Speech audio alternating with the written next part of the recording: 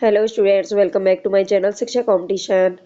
और 24 तारीख शाम 5:30 बजे आपको एक क्लास मिलेगी भाषा विज्ञान की मैराथन क्लास, जो कि यूनिट फर्स्ट है यूजीसी नेट के लिए। वैसे यूजीसी नेट के सिलेबस में है, हालांकि ये सभी एग्जाम्स के लिए इम्पोर्टेंट रहने वाली है।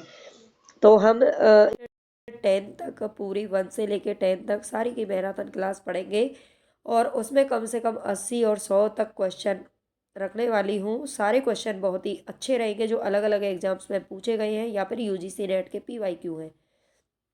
तो ये क्लास से आप ज़रूर जुड़ें और ये सारी क्लासेस आपके लिए ही हैं, बहुत ही इंपॉर्टेंट रहने वाली हैं। आप ज़्यादा से ज़्यादा अपने दोस्तों को शेयर ज़रूर करें।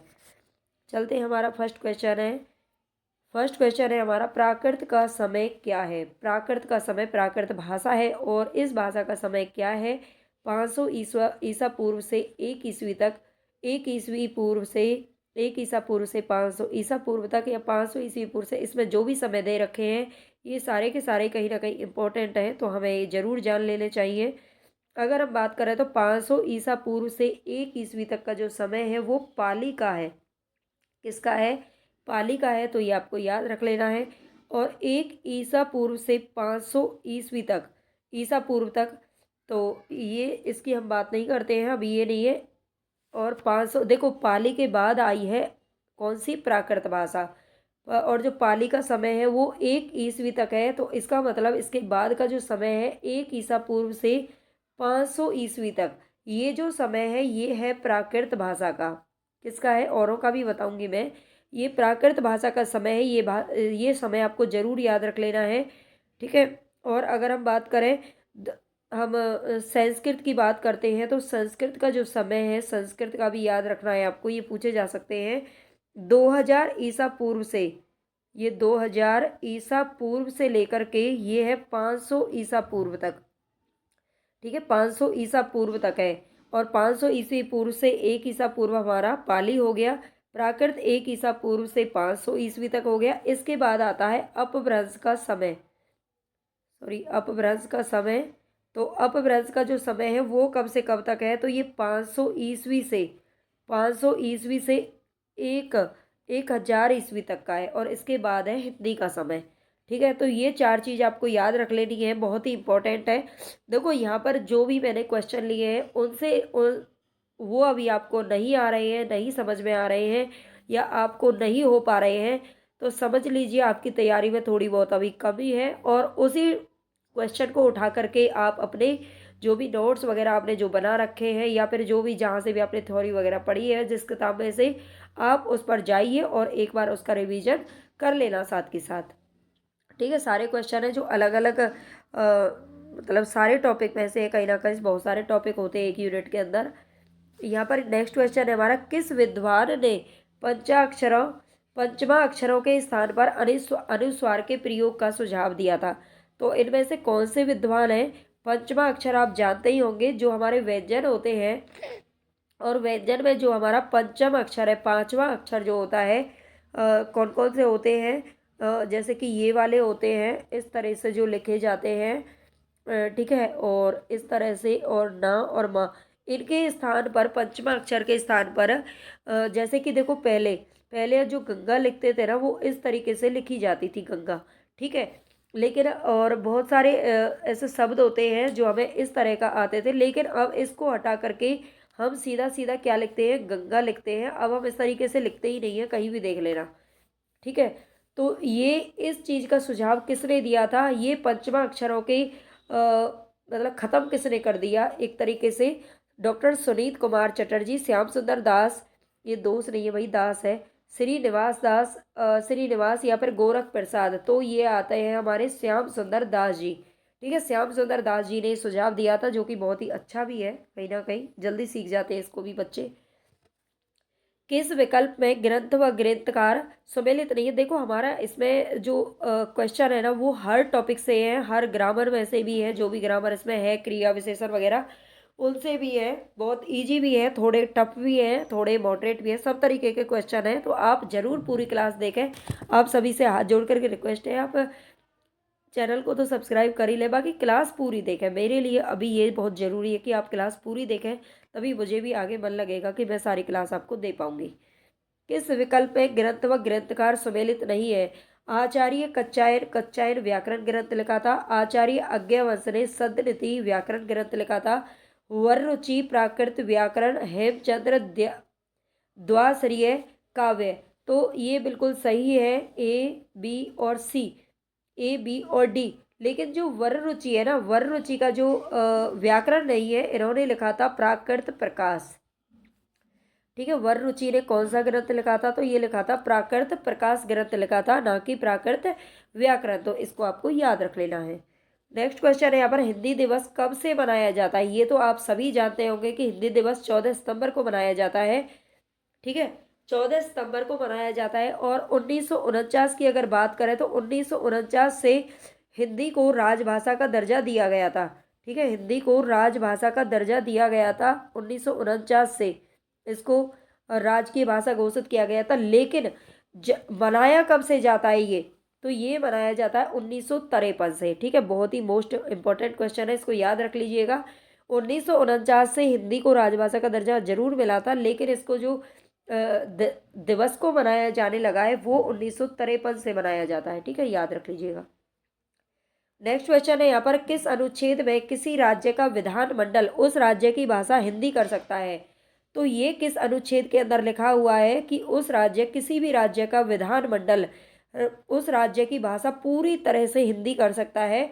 346, 47, 45 या फिर 48। तो ये लिखा हुआ है 345 में। देखो, आप सभी जानते होंगे 343 से लेकर के 351 तक। ठीक है, 351 तक जो हमारी हिंदी भाषा है उसके बारे में पूरा जिक्र किया गया है। ठीक है, उसके प्रचार प्रसार के लिए कहाँ की भाषा हिंदी होनी चाहिए, किस तरह से हिंदी को मतलब कौन से अक्षर उसमें होने चाहिए, देवनागरी लिपि वगैरह सब चीज़ों पर बात की गई है। तो ये 343 से 351 तक। और जो 345 है उसके अंदर विधानमंडल कभी भी किसी भी राज्य की भाषा को हिंदी कर सकता है। किस विद्वान ने अपने ग्रंथ में बताया है कि पंचतंत्र का अनुवाद कलीला व दमना जवान ए हिंदी में है? तो ये किस विद्वान ने अपने ग्रंथ में बताया है? नौसेरवान, औफी, बजरोया या कैफी? तो ये आता है नाम बजरोया का। ठीक है, बजरोया ने ये बताया है। नेक्स्ट क्वेश्चन है यहाँ पर, प्राचीन भारतीय आर्य भाषा का वह रूप कौन सा है?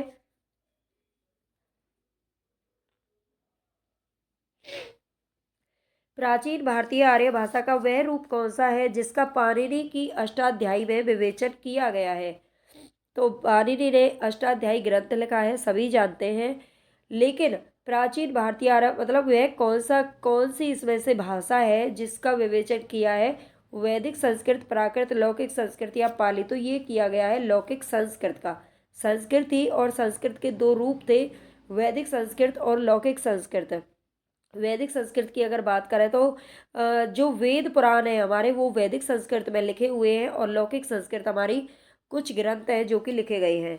सही विकल्प का चयन करना है यहाँ पर, यानी कि हमारी भाषाएं दे रखी है, हम भाषा विज्ञान पढ़ रहे हैं तो भाषाओं के बारे में जानना बहुत जरूरी है। और भाषा कौन सी, मतलब सही विकल्प आपको बताना है, किस भाषा से कौन सी भाषा विकसित हुई है।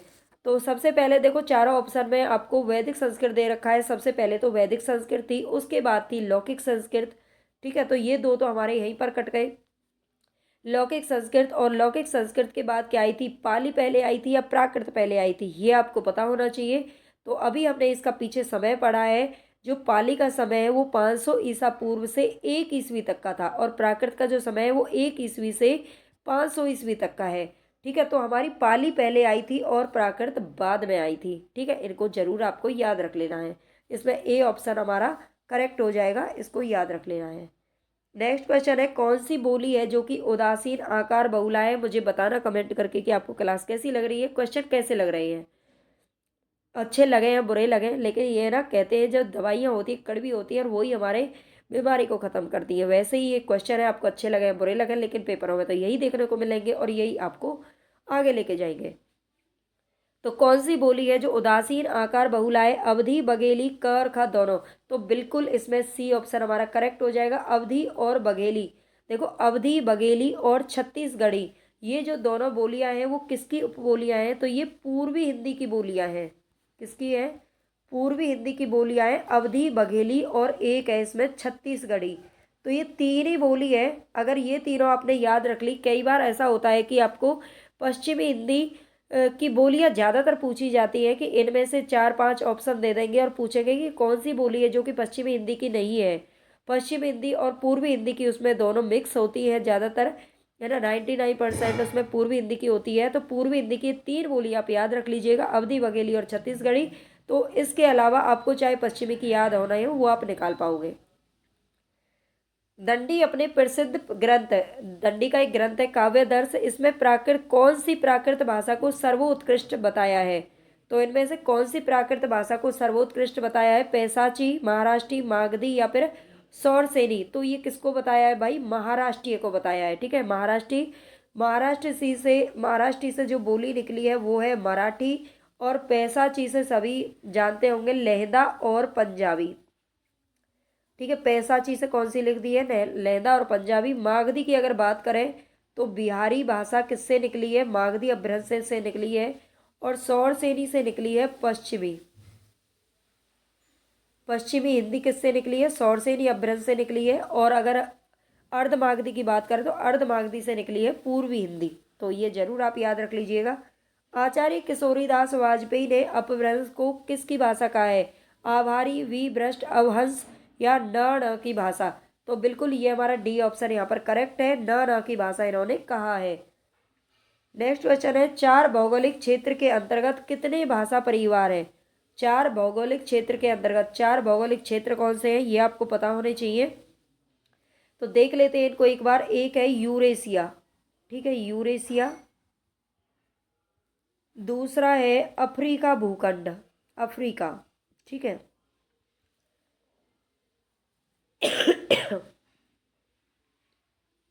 तीसरा है प्रशांत महासागरीय, महासागरीय। और चौथा है अमेरिका भूखंड, ठीक है, अमेरिका भूखंड। ये चार हमारे क्या हैं? भौगोलिक क्षेत्रों में बांटे गए हैं। इसके अनुसार पर अगर आपसे पूछा जाए कितने भाषा परिवार हैं, इन चारों को मिला करके कितने भाषा परिवार हैं, तो ये हमारे 18। ठीक है, याद रख लेना, मोस्ट इंपॉर्टेंट क्वेश्चन है ये। देवनागरी लिपि किस प्रकार की लिपि है? अक्षरात्मक, वर्णनात्मक या फिर दोनों? तो 100% बच्चे इसमें दोनों ठोक देंगे, लेकिन इसमें दोनों नहीं है, अक्षरात्मक है। देवनागरी जो लिपि है वो अक्षरात्मक है, ना कि वर्णात्मक है। कौन बहुरूपीय परिवार की विशाखा के अंतर्गत नहीं आती है? अल्बानी, फेल्टिक, पश्तो या इटालिक? तो कौन सी बहुरूपीय परिवार की शाखा के अंतर्गत नहीं आती है? तो ये नहीं आती है, पश्तो। ठीक है, इसमें कुछ अटपटे से नाम है, लेकिन एक आध बार ये क्वेश्चन पूछा गया है, तो इसको आप याद रख लीजिएगा। गोविंद बल्लभ पंत की अध्यक्षता में संयुक्त संसदीय राजभाषा समिति का गठन कब किया गया था? ये गोविंद बल्लभ पंत की अध्यक्षता की बात कर रहा है, तो ये किया गया था 1957 ईस्वी में। ठीक है, 1957 में किया गया था गोविंद बल्लभ पंत की अध्यक्षता में। अगर आपने राजभाषा समिति का गठन देखा, इससे रिलेटेड एक क्वेश्चन और आता है, उसको हम आगे पढ़ेंगे। ठीक है, लेकिन गोविंद बल्लभ पंत की अगर बात करें तो 1957 में किया गया था। प्रथम राजभाषा आयोग की स्थापना कब की गई थी? 7 जून 1951। तो ये किया गया था 7 जून 1955 को। ठीक है, प्रथम राजभाषा आयोग की स्थापना कब की गई थी? तो 7 जून 1955 को की गई थी। देवनागरी लिपि की यहाँ पर बात हो रही है। देवनागरी लिपि के मानकीकरण के प्रयासों को पहले से बाद के क्रम में लगाना है, यानी कि देवनागरी लिपि को मानकीकृत करने के लिए बहुत सारे प्रयास किए गए थे, तो इनको पहले से बाद के क्रम में बताना है आपको। कौन सा ऑप्शन है जो यहाँ पर हमारा सही हो जाएगा? तो यहाँ पर देखो बी दे रखा है ज़्यादातर, तो बिल्कुल सही बात है। ये सबसे पहले आया था महादेव गोविंद रानाडे के सुझाव आए थे देवनागरी लिपि के लिए। किसके आए थे? महादेव गोविंद रानाडे के सुझाव। और उसके बाद आया था महाराष्ट्र साहित्य परिषद पुणे द्वारा गठित लिपि सुधार समिति। तो ऑप्शन तो हमें यहीं पर मिल गया, बी और डी सबसे पहले किस में आए हैं? 2 वाले में। बाकी आगे एक बार इनको पढ़ लेते हैं। महाराष्ट्र साहित्य परिषद पुणे द्वारा गठित लिपि सुधार समिति आई थी, और इसके बाद में आया था सी, काका कालेलकर की अध्यक्षता में गठित सुधार समिति। और इसके बाद आया था आचार्य नरेंद्र देव की अध्यक्षता में गठित परिषद। और फिर आया था डॉक्टर राधाकृष्णन की अध्यक्षता में गठित परिषद। ठीक है, तो इनको आप अच्छे से बिल्कुल स्क्रीनशॉट वगैरह ले लेना, बार बार इसको पढ़ लेना, इनमें से एक आध भी पूछा जा सकता है। नेक्स्ट क्वेश्चन है यहाँ पर, हिंदुई को किसने हिंदुस्तान की रोमांस की भाषा कहा है? हिंदुस्तान की रोमांस की भाषा किसने कहा है?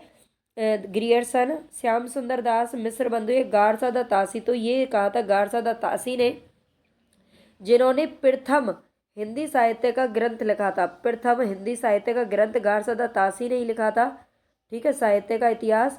और अगर बात करें तो ये फ्रेंच के जानकार थे, मतलब फ्रेंच भाषा में लिखा था ये वाला।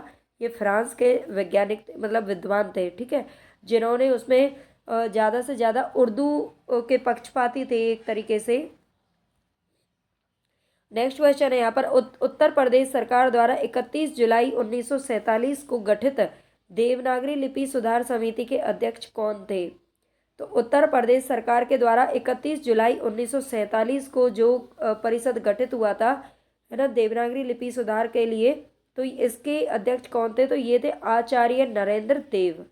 ठीक है, क्वेश्चन है थोड़े से घुमा फिरा कर पूछ लिए जाते हैं, क्वेश्चन यहीं से आते हैं, कहीं बाहर से नहीं आते। स्वर ध्वनि के संबंध में निम्नलिखित तथ्यों पर विचार करना है आपको। स्वर ध्वनि के संबंध में स्वरों के बारे में बात हो रही। स्वर सभी जानते होंगे, स्वरों का स्वतंत्र उच्चारण नहीं किया जा सकता। ये भाई कैसे नहीं किया जाता? स्वतंत्र उच्चारण होता है बिल्कुल, है ना। व्यंजनों का स्वतंत्र उच्चारण नहीं होता है, उसमें स्वरों की सहायता लेनी पड़ती है, लेकिन स्वरों का उच्चारण हमेशा स्वतंत्र होता है। ए आ ई, है ना। उच्चारण की दृष्टि से मूल स्वर कितने हैं? 10 हैं। ये क्या बोल रहा है कि उच्चारण की दृष्टि से मूल स्वर जो है वो 10 है। तो ये बात क्या है? सही है, ये सही है, मूल स्वर 10 बताए हैं उच्चारण की दृष्टि से। स्वर ध्वनि के उच्चारण में हवा अबाध गति से मुख विवर से निकलती है। अबाध गति का मतलब है जिसमें कोई भी बाधा उत्पन्न नहीं हो, बिल्कुल, तभी तो वो स्वतंत्र है। स्वर ध्वनि के उच्चारण में हवा जो होती है वो बिल्कुल बिना किसी बाधा के मुख से बाहर आती है, ये बात सही है। और नेक्स्ट है, इसमें सभी स्वर अक्षरिक नहीं होते हैं। तो ऐसे कैसे नहीं होते हैं भाई? अक्षरिक होते हैं, अक्षरिक होते हैं। मात्रा के आधार पर स्वर दो प्रकार के होते हैं, ह्रस्वर और दीर्घ स्वर।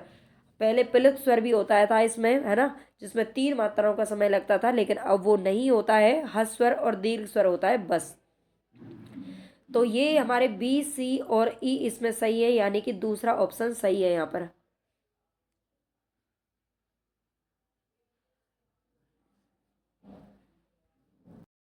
Everyone, UGC NET Hindi PYQ series हमारी चल रही है हिंदी के लिए। यूनिट फर्स्ट के आज हम यहाँ पर कुछ क्वेश्चन देखने वाले हैं। भाषा विज्ञान, है ना, यूनिट फर्स्ट है जो हमारी, वो भाषा विज्ञान की है। और आज मैं आपको बता देती हूँ, इसमें 30 क्वेश्चन है, पूरे आपको देखने हैं। जल्दी चलेंगे, फास्ट ही चलेंगे, ठीक है। जैसे कि आप स्पीड में देखते हो, मैं भी स्पीड में ही करवाऊंगी आपको। और आप सभी का भाई बहुत बहुत स्वागत है। और जो भी बच्चे आते हैं, ज़्यादा से ज़्यादा आप लाइक किया करो चैनल को सपोर्ट करने के लिए। देखो, लाइक करना और शेयर करना बहुत ही ज़रूरी होता है। आपके सिर्फ देखने से काम नहीं चलता है। आप देख रहे हो, बहुत अच्छी बात है, आप कुछ सीख रहे हो, बहुत बढ़िया बात है, लेकिन आपको दूसरे को भी कुछ, अगर आप चाहते हैं कि इसी तरह से ये वीडियो कंटिन्यूस आती रहें, चलते रहे क्लासेस, तो बस आपको सब्सक्राइब, लाइक और शेयर ना ज़रूर करना पड़ेगा, क्योंकि उसी से ही ये जो प्लेटफॉर्म है ना ऑनलाइन, वही आगे बढ़ सकते हैं। तो इतना सा काम आप ज़रूर कर देने। और चलते हैं हम अपने फर्स्ट क्वेश्चन की तरफ। निम्नलिखित में तत्सम शब्द कौन सा है? तो यहाँ पर हमें तत्सम शब्द बताना है, सभी जानते होंगे। और उत्पत्ति के आधार पर जो शब्द हैं वो 4 प्रकार के होते हैं ना, 4 या 5 भी कहा जाता है। तो तत्सम, तद्भव, देशज और विदेशज।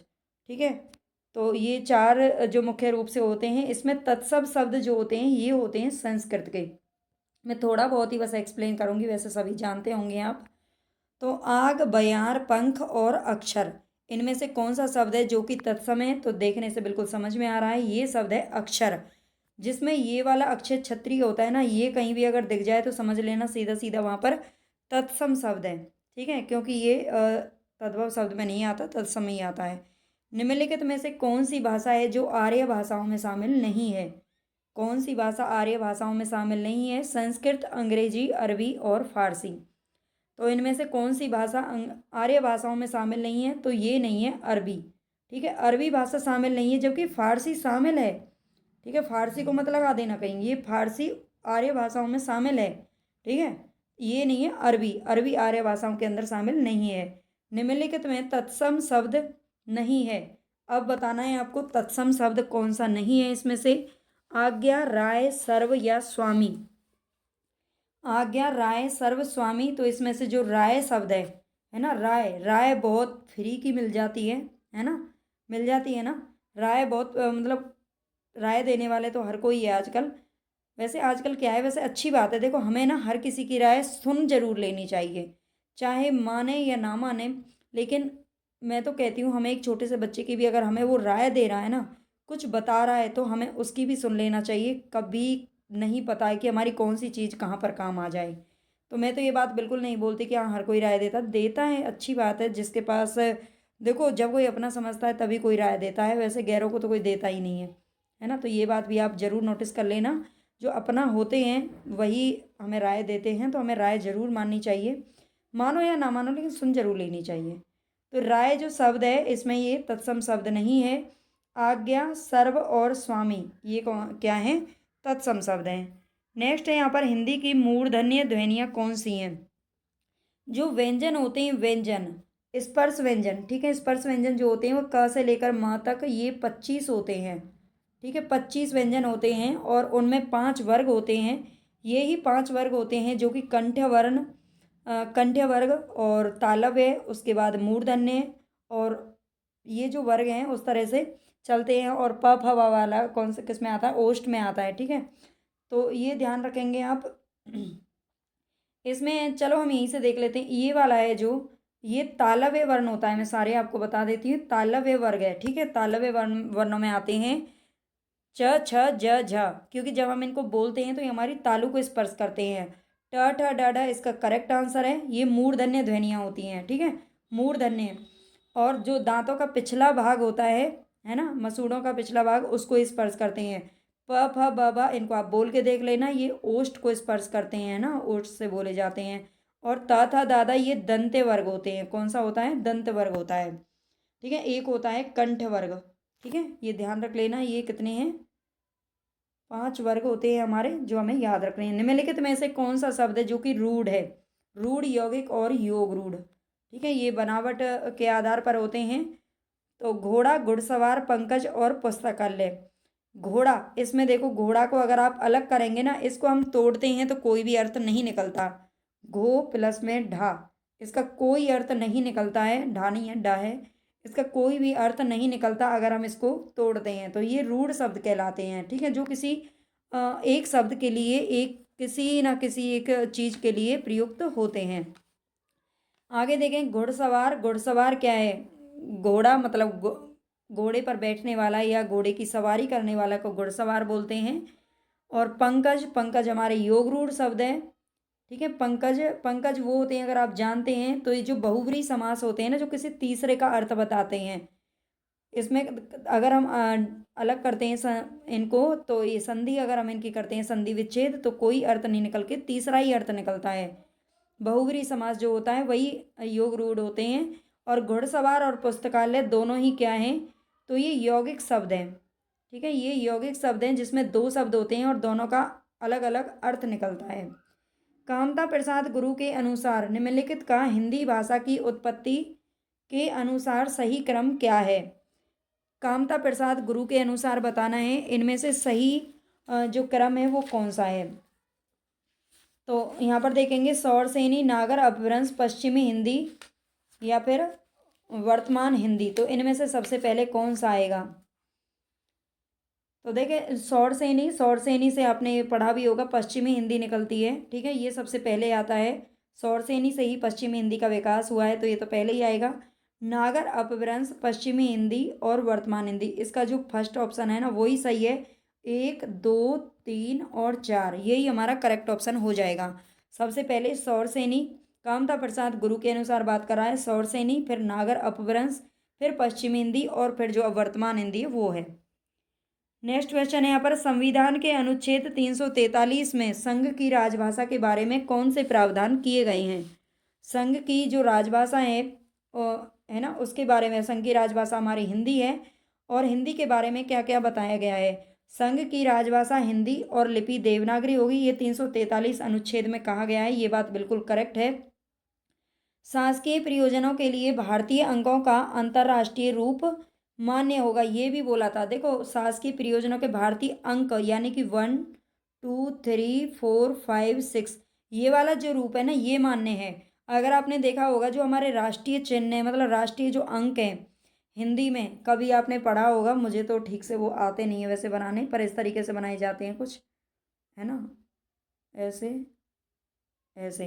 ठीक है, 1 2 3 ये अंक होते हैं, ये राष्ट्रीय अंक होते हैं हिंदी वाले, अगर आप नहीं जानते हो तो। और भारतीय अंकों का जो अंतर्राष्ट्रीय रूप है, ये वाला होता है जिसको हम सभी लिखते हैं। तो फर्स्ट और सेकंड इसमें बिल्कुल करेक्ट हैं। और तीसरा इसमें क्या दे रखा है भाई, तो ये है राजभाषा के बारे में राष्ट्रपति एक आयोग का गठन करेंगे, ऐसा इसमें कुछ नहीं कहा गया था, मतलब उसमें कुछ नहीं लिखा है ऐसा। ठीक है, 343 में नहीं लिखा है।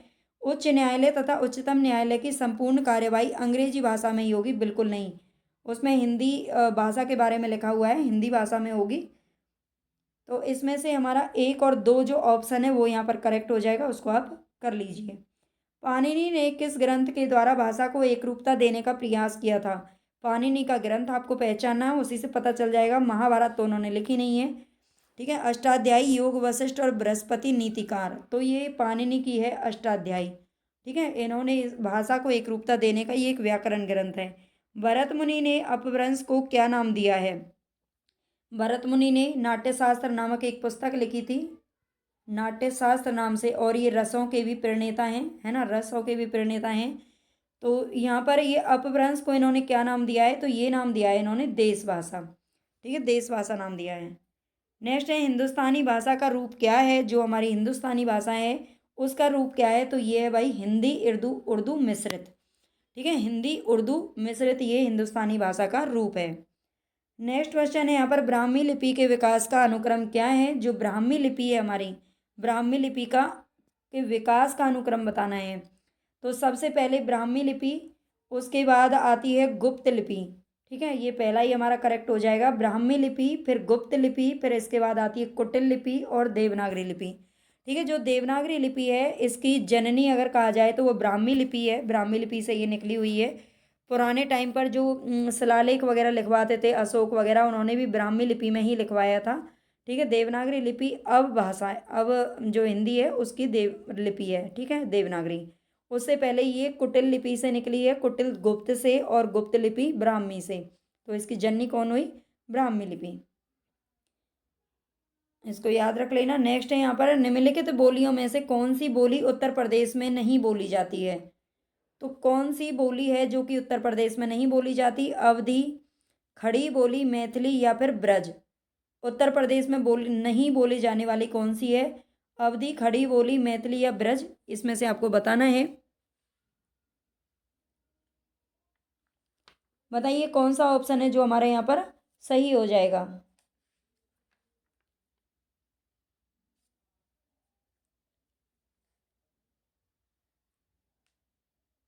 वन सेकेंड,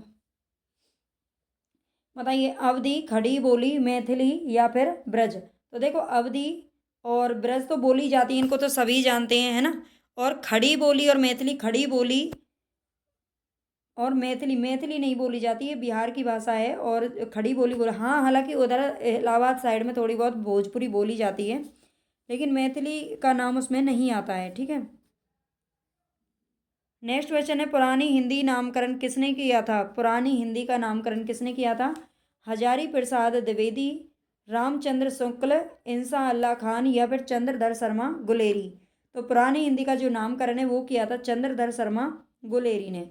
ठीक है, नेक्स्ट क्वेश्चन है, संविधान की 8वीं अनुसूची में कौन सी भाषा शामिल नहीं है। नेपाली, मैथिली, भोजपुरी या फिर डोगरी, इनमें से कौन सी भाषा है जो कि 8वीं अनुसूची में शामिल नहीं है। जो संविधान की 8वीं अनुसूची है उसके अंदर 22 भाषाओं का क्या है, प्रावधान है, मतलब 22 भाषाओं का उल्लेख है। पहले 18 थी, अब 22 हो चुकी हैं उनमें से, लेकिन भोजपुरी का उल्लेख नहीं है। ठीक है, भोजपुरी भाषा को अभी संवैधानिक भाषा का दर्जा नहीं दिया गया है। किस विद्वान ने उक्ति व्यक्ति प्रकरण की भाषा को प्राचीन कौशली भाषा कहा है? तो ये किसने कहा है? Doctor Sunit Kumar Chatterjee, doctor Namvar Singh, doctor Dhirendra Verma, Rahul Sankrityayan. यहाँ पर आप जितने भी नाम देख रहे हैं ना, ये कहीं ना कहीं भाषा व्याकरण से या भाषा से जुड़े हुए हैं। इन्होंने भाषा की परिभाषाएं वगैरह दी हैं, और ये जो परिभाषा इंपॉर्टेंट है उनको मैं इसके पार्ट 2 में लेकर के आऊँगी। आज ये जो भाषा विज्ञान का जो हम क्वेश्चन पढ़ेंगे, 30 क्वेश्चन, ये हमारे पार्ट 1 में रहेंगे, और इसका हम दूसरा तीसरा पार्ट भी जरूर पढ़ेंगे, जहाँ से आपके कंप्लीट जो डाउट है या जो जो कंप्लीट क्वेश्चन है जो रिवाइज होने चाहिए वो हो जाएंगे। तो यहाँ पर उक्ति व्यक्ति प्रकरण की भाषा को प्राचीन कौशली किसने कहा है? तो ये कहा है डॉक्टर सुनीत कुमार चटर्जी ने। सुमेलित करना है यहाँ पर कौन सी भाषा है जो कहाँ पर बोली जाती है? तो ब्रज भाषा, भोजपुरी, मैथिली और अवधी यहाँ पर दे रखी हैं। ब्रज भाषा की अगर बात करें तो ब्रज भाषा कहाँ पर बोली जाती है? तो देखो, ये मथुरा साइड में बोली जाती है। जो मथुरा का क्षेत्र है उसे ही ब्रज क्षेत्र कहा जाता है। तो ब्रज मथुरा के पास में इनमें से कौन सा स्थान पड़ता है? तो ये पड़ता है भाई अलीगढ़। ठीक है, अलीगढ़ में भी बोली जाती है, मथुरा के आसपास वाला क्षेत्र है। भोजपुरी की बात करें तो भोजपुरी छपरा में बोली जाती है, और छपरा कहाँ पर है? ये बिहार के अंदर है। ठीक है, ये बिहार में बोली जाती है भोजपुरी। और मैथिली बोली जाती है दरभंगा में, दरभंगा भी वही है। ठीक है, ये भी बिहार के अंदर है। और अवधी सुल्तानपुर में बोली जाती है।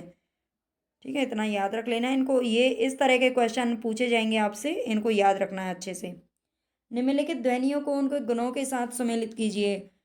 क ख ग घ। यहाँ पर सघोष और अघोष, महाप्राण और अल्पप्राण आपको पता होने चाहिए। अगर आप इनके बारे में जानते हैं तभी इस तरह की मैचिंग आप कर पाओगे। देखो, सघोष अघोष कौन से होते हैं, वैसे मैंने इसके बारे में ना पहले अच्छे से पढ़ाया था, लेकिन फिर भी मैं तो आपको सीधा सीधा बता देती हूँ। देखो, जो 5 वर्ग होते हैं ना, 5 वर्ग, वहाँ से आप पता लगा सकते हो बिल्कुल इजीली। जो पहले 1 और 2 जो होते हैं वो कौन से होते हैं? तो अघोष होते हैं। ठीक है, उनको अघोष बोलते हैं। और बाद वाले इनको सघोष या घोष बोलते हैं, 3 4 5 को, जो भी वर्गों में आते हैं। इसके अलावा अगर महाप्राण अल्पप्राण की बात करें तो अल्पप्राण पहला दूसरा, मतलब पहला तीसरा और पांचवा वर्ण अल्पप्राण होता है, और दूसरा और चौथा जो वर्ण होता है वो महाप्राण होता है। ठीक है, इनको तो थोड़ा सा आपको अच्छे से देखना पड़ेगा एक बार, ऐसे मेरे बोलने से समझ में नहीं आएगा। बाकी तो अगर आपने पढ़ा होगा तो समझ में आ गया होगा। अगर क की बात करें तो क, देखो, पहला वर्ग का पहला अक्षर है क, है ना? तो सीधी सी बात है, अघोष में आएगा। यहाँ पे घोष और सघोष ये सम्मिलित करना है ना, तो घोष सघोष और घोष में तो ये आएगा नहीं, दोनों एक ही बात होती है। क आएगा हमारा अघोष में। अब ये देखना ही अल्पप्राण है या महाप्राण है, तो पहला अक्षर है तो ये अल्पप्राण हो गया, इसलिए हमारा ये जाएगा डीप से मिलने। ठीक है, अघोष भी है और ये अल्पप्राण भी है। अगर ख की बात करें तो ख महाप्राण है, और पहला दूसरा जो अक्षर होता है वो कौन सा होता है? अघोष होता है। पहला दूसरा जो अक्षर होता है वो अघोष होता है, इनको याद कर लेना। अल्पप्राण महाप्राण तो एक बार याद हो जाते हैं, थोड़ा सा इनमें कन्फ्यूजन रह जाता है बच्चों को। तो ख की अगर बात करें तो ये कौन सा होगा? ये भी अघोष होगा, तो ये यहाँ पर आ जाएगा। अगर ग की बात करें तो ग हमारा कौन सा होगा? तीसरा वर्ण है, तो जाहिर सी बात है इसमें घोष और सघोष बचे हुए हैं, दोनों ही उसमें ही आएंगे। लेकिन अल्पप्राण और महाप्राण देखना है। अल्पप्राण है कौन सा? हमारा ग, और घ हमारा महाप्राण है। ठीक है, इस तरह से ये मैच हो जाएंगे। ये चीज़ें आपको याद करनी है। क्वेश्चनों से आपको पता चल रहा होगा कि कौन से किस तरह से क्वेश्चन पूछे जाते हैं। निम्नलिखित में से कौन सा पश्च स्वर है? जिह्वा के आधार पर 3 प्रकार के स्वर होते हैं, अग्र स्वर और मध्य स्वर, और एक होता है पश्च स्वर। जिह्वा के आधार पर अगर आपने नहीं पढ़े है ना तो एक बार इनको पढ़ लेना, यहाँ से भी पूछे जाते हो क्वेश्चन। अगर हम पश्च स्वर की बात करें तो ये हमारा आ होता है।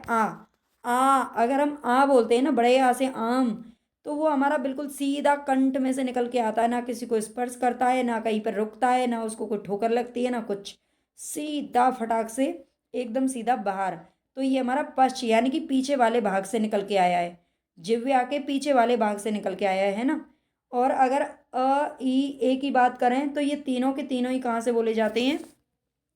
तो ये की अगर बात करें तो ये मध्य स्वर होता है। ठीक है, मध्य स्वर। और ई और ए किस में आते हैं? तो ये हमारे अग्र स्वर में आते हैं। ठीक है, ई ए आप बोल के देखो, बिल्कुल आगे आगे भाग से बोले जाएंगे। निम्नलिखित हिंदी भाषाविदों को उनके ग्रंथों के साथ सम्मिलित करना है। ग्रंथ थोड़े से इसमें मिक्स हो गए हैं, लेकिन हम देख लेते हैं। कामता प्रसाद गुरु की अगर हम बात करें तो आपने बहुत बार पढ़ा होगा, इन्होंने हिंदी व्याकरण लिखा था। कौन सा लिखा था? हिंदी व्याकरण। ठीक है। भाई थोड़ा सा मैच हो गया है। कामता प्रसाद गुरु की अगर बात करें तो इन्होंने लिखा है भाई हिंदी व्याकरण, आप जानते ही होंगे व्याकरण इन्होंने लिखा था, बी। और हिंदी किशोरी दास वाजपेयी, किशोरी दास वाजपेयी का जो ग्रंथ है ये है हिंदी शब्दानुशासन। ठीक है, हिंदी शब्दानुशासन इनका ग्रंथ है। और उदय नारायण तिवारी की बात करें तो उदय नारायण तिवारी ने लिखा था हिंदी भाषा का उद्भव और विकास। ठीक है, हिंदी भाषा का उद्भव और विकास, थोड़ा सा प्लीज समझ लेना, है ना, उल्टा पुल्टा हो गया है, मैंने ध्यान नहीं दिया, नहीं तो मैं इसको सही कर लेती पहले ही, है ना। तो थोड़ा सा देख लेना यहाँ पर, उदय नारायण तिवारी का जो ग्रंथ है वो है हिंदी भाषा का उद्भव और विकास। कामता प्रसाद गुरु ने लिखा था हिंदी व्याकरण, किशोरी दास वाजपेयी का हिंदी शब्दानुशासन, और रामविलास शर्मा ने लिखा था, सॉरी ये भाषा और समाज, ये कहाँ पहुँच गया, भाषा और समाज, ये है रामविलास शर्मा का। ठीक है, तो इस तरह से आपको ये ग्रंथों के नाम याद रख लेने हैं। देखो ऊट पटांग लिखा, कोई दिक्कत नहीं है, आपको तो बस याद करना है, सुनना चाहिए, सुमेलित करना है। यहाँ पर एक तरफ दे रखे हैं भाषा के कुछ शब्द, जो भाषा है उसमें देखो, इस कहीं कहीं पूछ लिया जाता है ओ की मात्रा की बहुलता किस भाषा में होती है, या ऊ की मात्रा की बहुलता किस भाषा में होती है ना, बड़ा ओ की मात्रा की बहुलता किस भाषा में होती है। तो इसी तरह से ही ये दे रखे हैं। करो, करो बिल्कुल अच्छे से जो प्योर हिंदी में है वो कहाँ पर बोला जाता है, करहू कहाँ पर बोला जाता है, करो कहाँ पर बोला जाता है, और करा किस में बोला जाता है। तो देखो करहु, आपने कभी भी अगर रामायण सुनी होगी ना तो उसमें ऊ की मात्रा बोलती रहती है, करहु कृपा, है ना, इस तरह से। तो ये करहु तो हमारा अवधि में आ गया, करो, है ना, पहले वैसे देखो मैं ब्रज क्षेत्र से ही हूँ, और वैसे तो आपको लोकेशन से पता चल ही जाता होगा उसमें।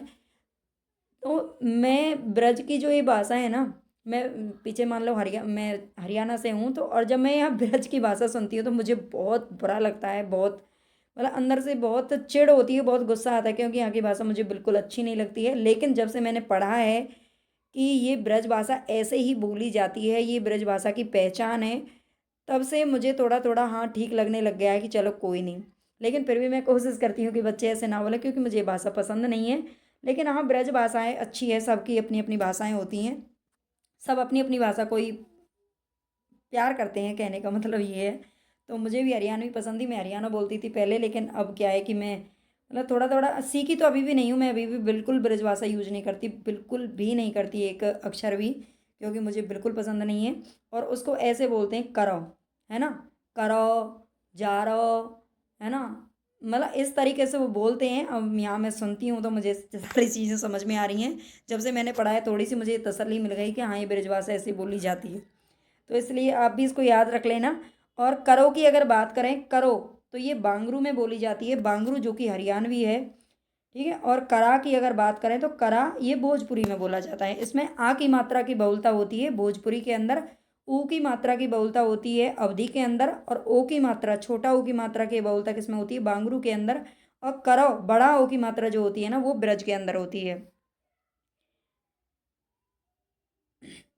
भाई क्लास अगर पसंद आ रही हो, क्वेश्चन पसंद आ रहे हो, देखो ये पसंद क्या है, पसंद आए हैं, पसंद से काम नहीं चलता है, मुझे नहीं पता पसंद आते हैं नहीं आते, पसंद सबकी अलग अलग होती है, लेकिन पेपर सबको एक जैसा ही देखने को मिलेगा।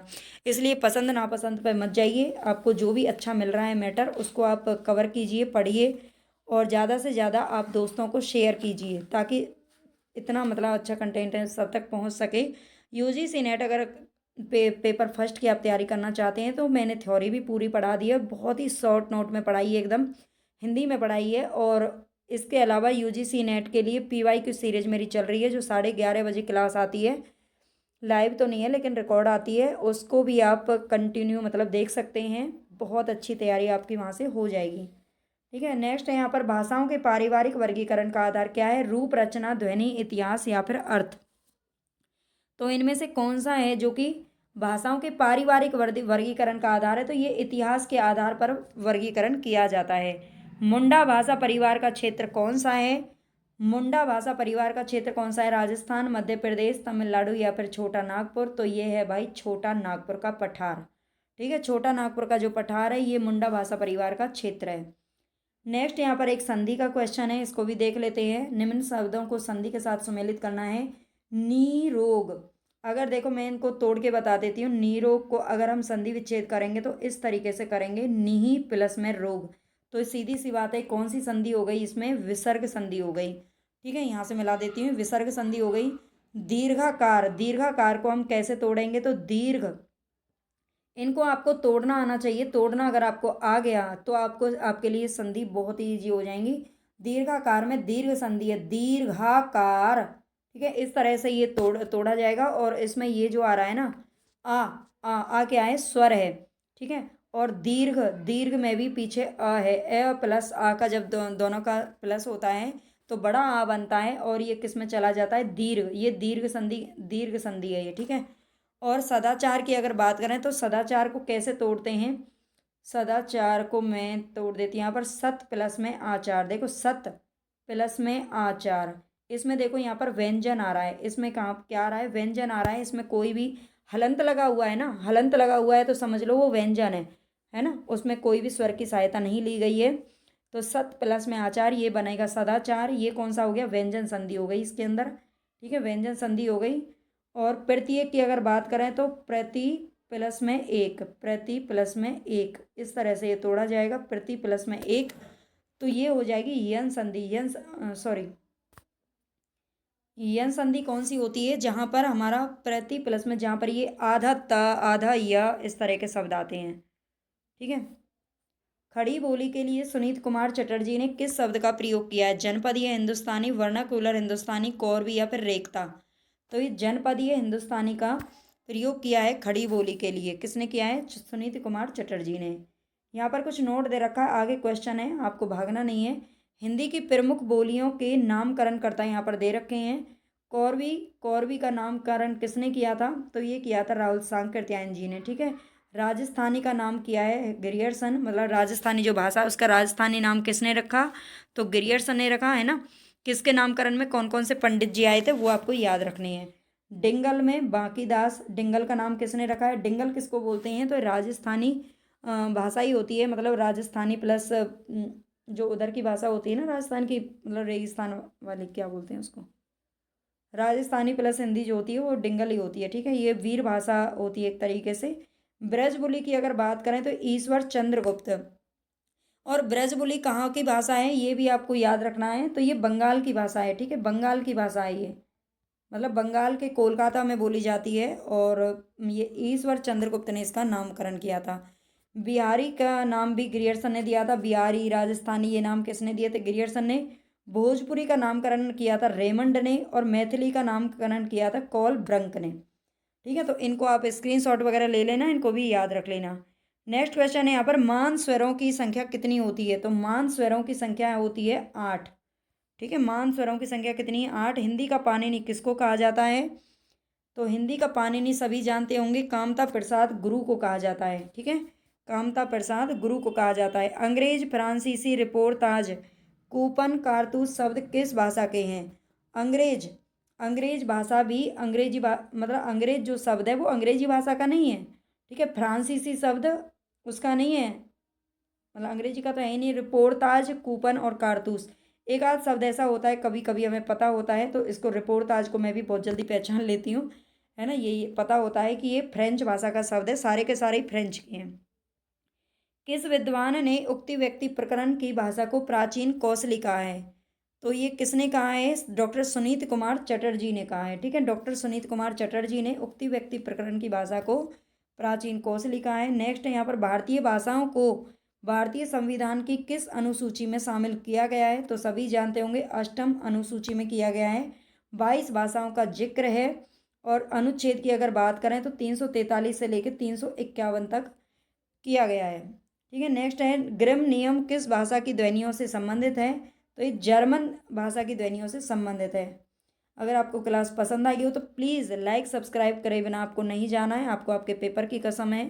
ठीक है, सबको करके जाना है। मुझे भी बड़ी खुशी मिलेगी इस बात के लिए कि हाँ आप लोग पसंद कर रहे हैं, ताकि मेरे अंदर मोटिवेशन जगे इस बात के लिए कि मुझे ज़्यादा से ज़्यादा काम करना है। ओके, थैंक यू, धन्यवाद।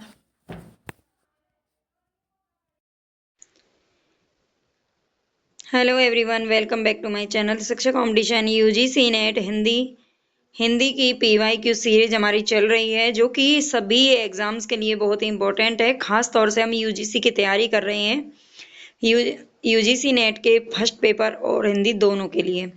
ठीक है, यूनिट फर्स्ट भाषा विज्ञान का एक पार्ट हम इसमें पढ़ चुके हैं, 30 क्वेश्चन, और आज हमारे 31 क्वेश्चन से यहाँ पर पढ़ने वाले हैं। 31 से लेकर के आज हमारे यहाँ पर 30 क्वेश्चन हम देखेंगे, तो कंप्लीट 60 क्वेश्चन हो जाएंगे, जो आपकी बहुत ही हेल्प करेंगे आपके रिवीजन में।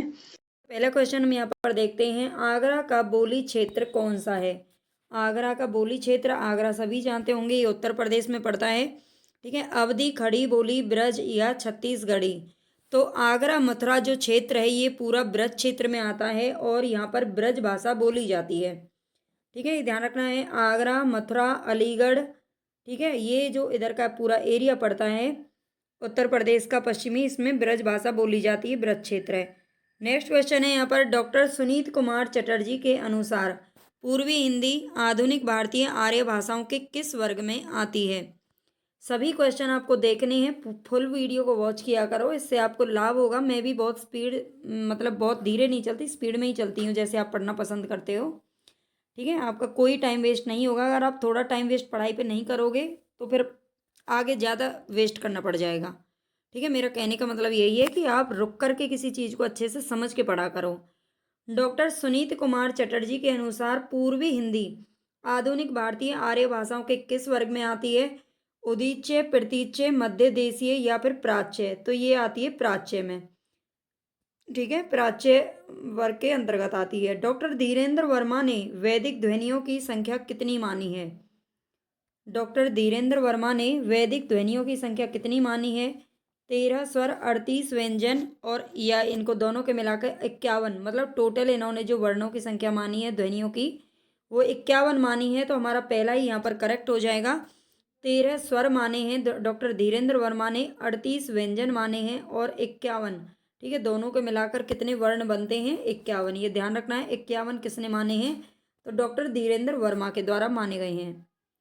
नेक्स्ट क्वेश्चन है यहाँ पर, निम्नलिखित रचनाओं को उनकी भाषा के साथ सम्मिलित करना है। ये भाषा में ही आएगा, क्योंकि भाषा के साथ सम्मिलित करना है। कवितावली, ये तुलसीदास की रचना है कवितावली। तो ये किस में लिखी हुई है, ये ब्रज भाषा के अंतर्गत लिखी गई है। पृथ्वीराज रासो की बात करें तो ये पिंगल भाषा में है। और बरवे नाई का भेद अवधी भाषा, और अमीर खुसरो की जो पहेलियां हैं वो खड़ी बोली में लिखी गई हैं। ठीक है, अमीर खुसरो को खड़ी बोली का ही, मतलब इन्होंने खड़ी बोली को बहुत महत्व दिया था, काफ़ी आगे बढ़ाया था, इसकी बहुत ज़ोर शोर से इन्होंने मतलब इन्होंने बहुत सारे ग्रंथ हैं जो इसमें लिखे थे, तो इनको खड़ी बोली का जनक भी माना जाता है। तो अमीर खुसरो की जो मुकरियाँ हैं ये खड़ी बोली में आती हैं। ठीक है, इनको याद रख लेना। नेक्स्ट है यहाँ पर, सिंधी भाषा का विकास अपभ्रंश की किस बोली से माना जाता है। सिंधी भाषा का विकास अपभ्रंश की किस बोली से माना जाता है। ब्राचड़, पैसाची, मागधी और अर्धमागधी। तो ये माना जाता है ब्राचड़ भाषा से। ठीक है, ब्राचड़ भाषा से किसका, सिंधी भाषा का विकास हुआ है। नेक्स्ट है यहाँ पर, ग्रिम नियम का संबंध किससे है। तो ग्रिम नियम का संबंध किससे है, स्वनिम विज्ञान, बोली विज्ञान, अर्ध विज्ञान या फिर कोश विज्ञान। तो ग्रिम नियम का संबंध किससे आता है, तो इसमें हमारा राइट आंसर हो जाएगा स्वनिम विज्ञान, यानी कि ए हमारा यहाँ पर करेक्ट है। ठीक है, स्वनिम विज्ञान से संबंध है किसका, ग्रिम नियम का। हिंदुस्तानी भाषा का रूप क्या है, संस्कृत निष्ठ हिंदी, उर्दू मिश्रित, दक्कनी हिंदी, ब्रज अवधि का मिश्रित रूप। जो नहीं पढ़ा है जिन्होंने, है ना, उनका सीधा सीधा यही लगेगा कि ये संस्कृत निष्ठ है, लेकिन नहीं, ये हिंदी उर्दू मिश्रित है। जो हिंदुस्तानी भाषा है वो हिंदी उर्दू मिश्रित है। बहुत सारे वर्ड हैं जो हम अपने डेली में उर्दू के बोलते हैं, लेकिन हमें पता ही नहीं होता कि ये उर्दू का है या हिंदी का है। निम्नलिखित में से अर्ध स्वर कौन सा है। तो अर्ध स्वर बताना है हमें यहाँ पर, कौन सा है। अर्ध स्वर 4 होते हैं, य, र, ल और व। ठीक है, इसमें देख लीजिए कौन सा आ रहा है, य आ रहा है। ये अंतस्थ व्यंजन भी बोले जाते हैं और वैसे अर्ध स्वर बोलते हैं इनको। बोली का लघुत्तम रूप क्या है। बोली का लघुत्तम रूप क्या है, व्यक्ति बोली, उपबोली, सहायक बोली या वर्ण। तो बोली का लघुत्तम रूप पूछा है आपसे, आप सीधा वर्ण मत कर देना, क्योंकि वर्ण नहीं आता, व्यक्ति बोली इसका सही आंसर है। नेक्स्ट है, निम्नलिखित में से कौन द्रविड़ परिवार की भाषा है? द्रविड़ परिवार, द्रविड़ की मतलब आप समझ सकते हैं, द्रविड़ किसको बोलते हैं? दक्षिण को बोलते हैं, ठीक है। दक्षिण पर जो हमारा हिस्सा है भारत का, वहाँ की भाषाओं को द्रविड़ परिवार बोला जाता है। तो उड़िया, बंगला और असमिया, तो ये हमारे पूर्वी में आती हैं। वैसे पूर्वी हिंदी की बोलियां नहीं है ये, है ना, ये भारोपीय परिवार में आती हैं। और ये कन्नड़ आती है द्रविड़ में, ठीक है। कन्नड़, कन्नड़ उधर कर्नाटक केरल की भाषा है। किस क्षेत्र की बोली को काशिका कहा गया है? किस क्षेत्र की बोली को काशिका कहा गया है? बेसवाड़ा, आरा, भोजपुर, बनारस या फिर मगध। काशिका, देखो काशी का नाम आपने सुना होगा, काशी, ठीक है, और ये बन गया काशिका, यानी कि, और काशी किसे बोलते हैं? बनारस को बोलते हैं, ठीक है। तो ये बनारस की भाषा को काशिका कहा गया है। साहित्यिक अपभ्रंश को पुरानी हिंदी नाम किसने दिया था? साहित्यिक अपभ्रंश को पुरानी हिंदी किसने कहा था? तो ये किसने कहा था? रामचंद्र शुक्ल, हजारी प्रसाद द्विवेदी, शिव सिंह सेंगर या राहुल सांकृत्यायन। तो ये कहा है हमारे रामचंद्र शुक्ल जी ने, ठीक है। साहित्यिक अपभ्रंश को पुरानी हिंदी नाम किसने दिया था? रामचंद्र शुक्ल जी ने। ये पुरानी हिंदी का नाम देखते ही चंद्रधर शर्मा गुलेरी की याद आती है मतलब कहने का यही कि उनका ही नाम अगर यहाँ पे होता तो उसको ही 99% बच्चे सही कर देंगे, है ना, लेकिन इसमें साहित्यिक अपभ्रंश की बात हो रही है।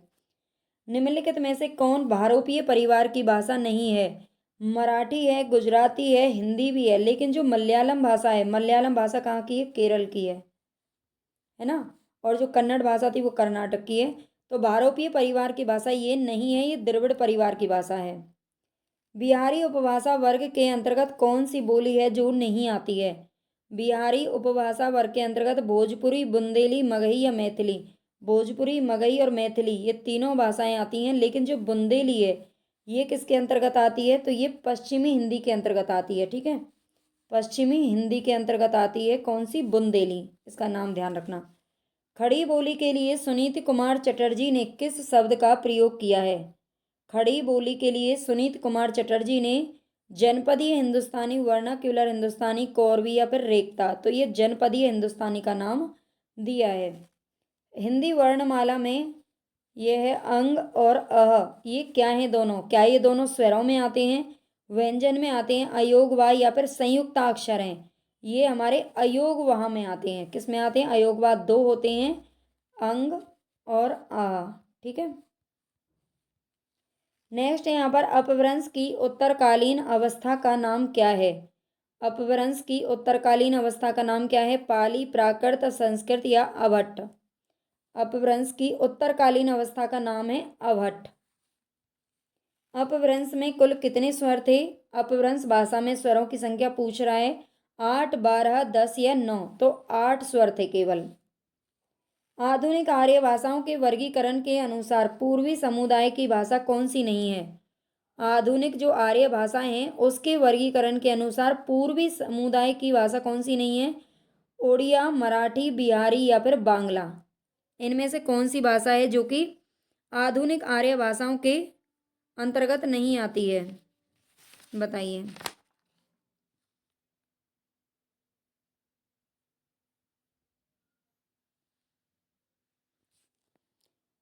ओडिया, मराठी, तो इसमें ये जो मराठी भाषा है ये पूर्वी समुदाय की भाषा नहीं है, ठीक है, ये इसका ध्यान रखना है।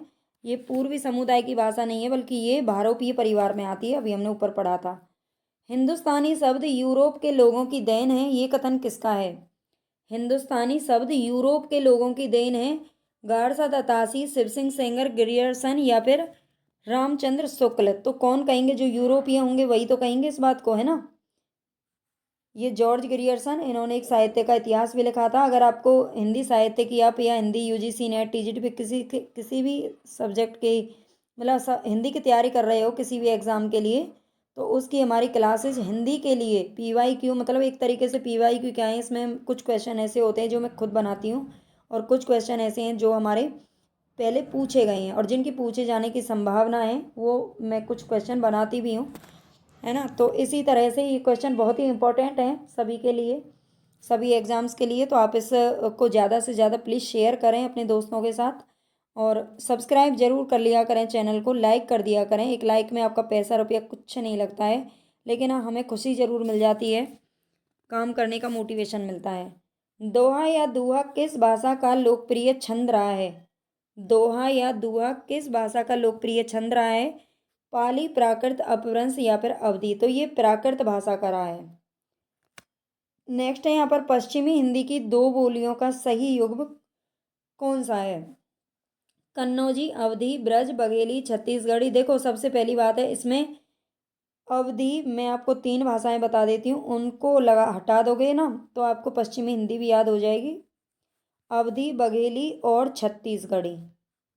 अवधी, बघेली और छत्तीसगढ़ी, ये 3 जो भाषा है ना इनको याद रख लेना, ये पूर्वी हिंदी की हैं।